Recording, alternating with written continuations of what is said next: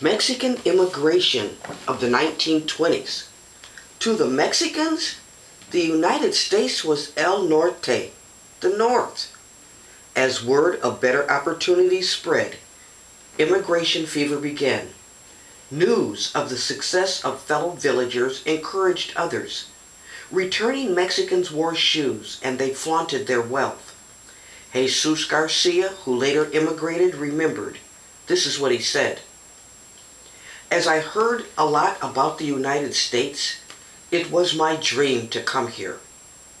Mexican field workers were making 12 cents a day at home, while the daily wages in the Southwest for similar work ranged from $1 to $3.50.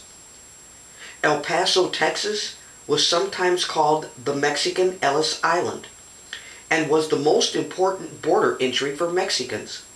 The Staten Street Bridge linked El Paso to Ciudad Juarez, and all one had to do was walk across it.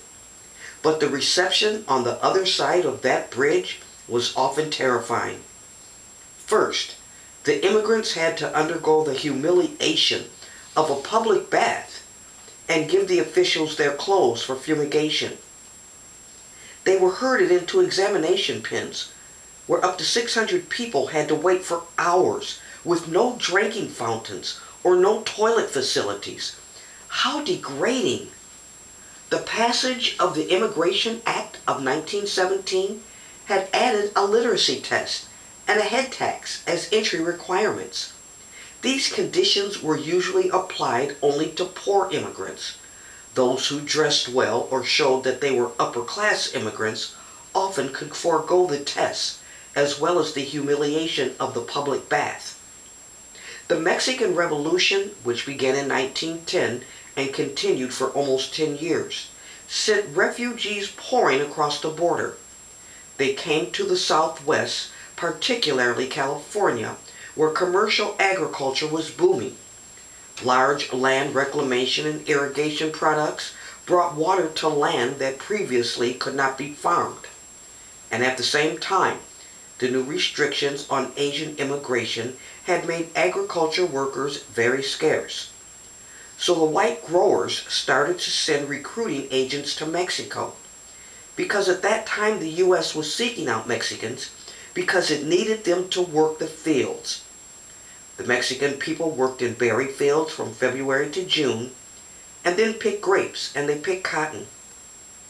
Rosario Valdez described the difficulties of cotton picking, and this is what he said.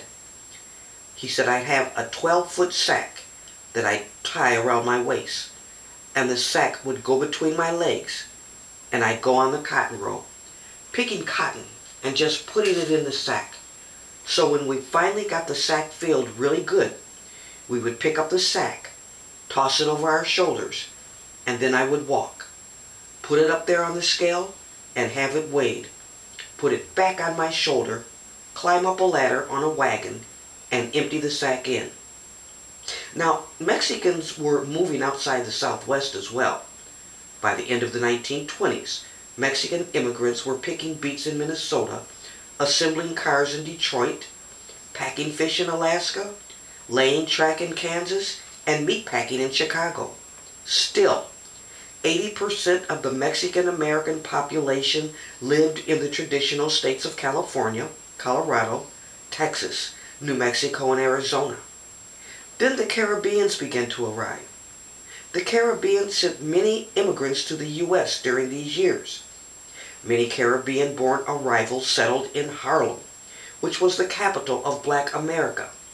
They mixed with African Americans who were from New York and African Americans who had migrated from the South. Harlem then became the symbol of liberty and the promised land to the so-called Negro everywhere, wrote Adam Clayton Powell Sr. about the neighborhood in 1920s. This was the time of the Harlem Renaissance, a flowering of African American art and literature, and the Caribbeans played an important part in that. Caribbean-born blacks were often successful in businesses as well.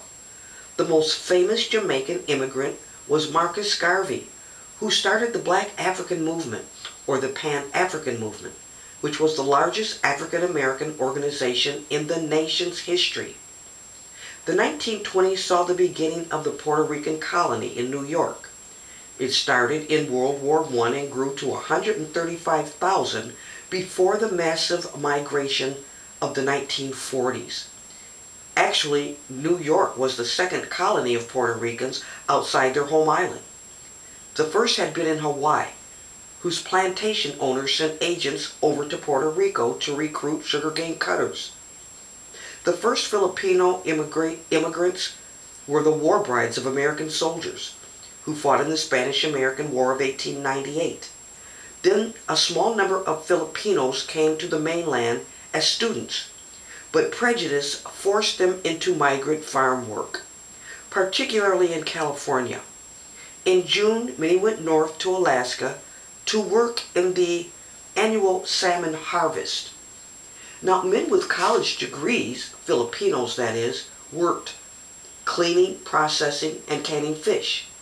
They lived in segregated wooden barracks away from the white workers and received lower pay, much lower pay, for the same job, of course.